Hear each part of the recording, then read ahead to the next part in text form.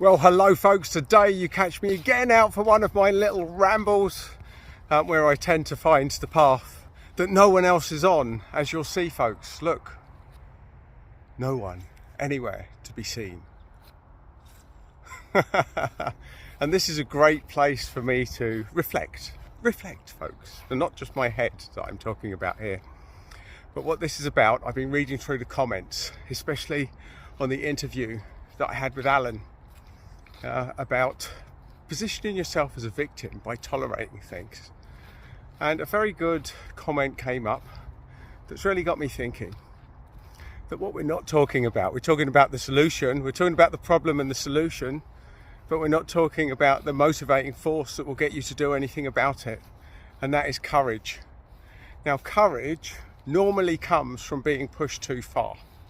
Normally you have to be pushed too far, especially if you're a healer and an empath, that you tolerate, suck it up, bang. And that could happen decades down the line, folks. I understand this dynamic because I've lived it. I understand it because I've lived it.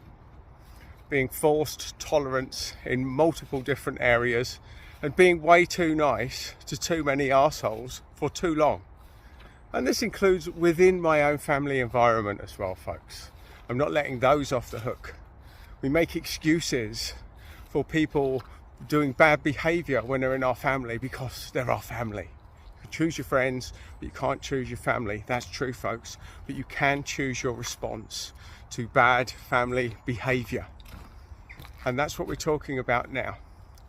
So you can either do it my way and wait till you're pushed too far and then discover all this the hard way when you come out swinging. The no-nonsense version of you finally comes alive, and that can be seen as either a good or a bad thing.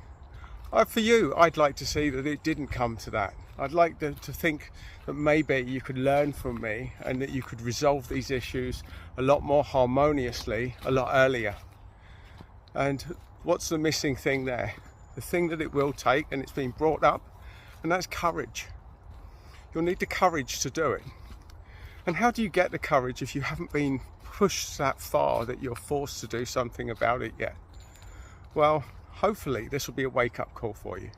Hopefully I can be like the ghost of Christmas future and a blinding light will come through from this video as I talk about this subject, because dealing with it the way that I dealt with it, it works, but it's a lot of pain and it takes a while. You have to live a lot of your life before waking up to that. And then it happens when you think, I wish I dealt with this earlier. I wish I'd just had the courage to deal with this earlier. And what can bring that to you? Well, for a start, there's little things that avoidance, learning to say no politely. So let's take a few examples here.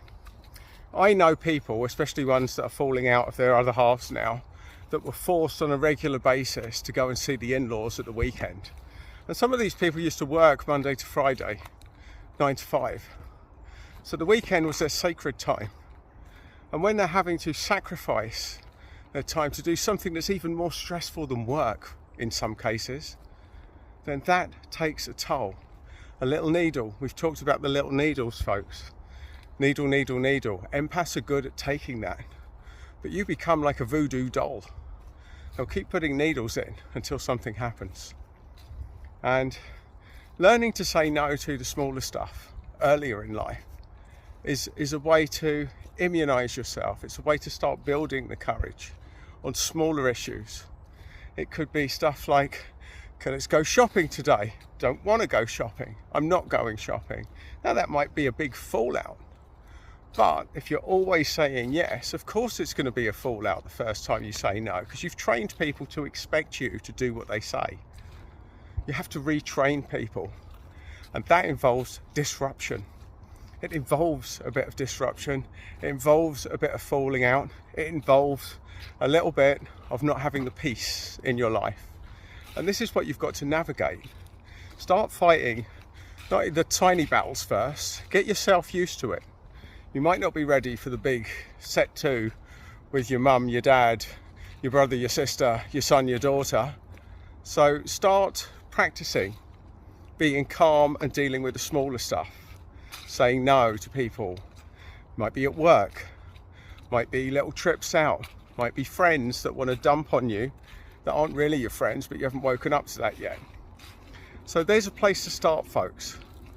Now, use this video, use the comments here to share your experiences. What's traumatizing you? Where could you start? What's the big stuff?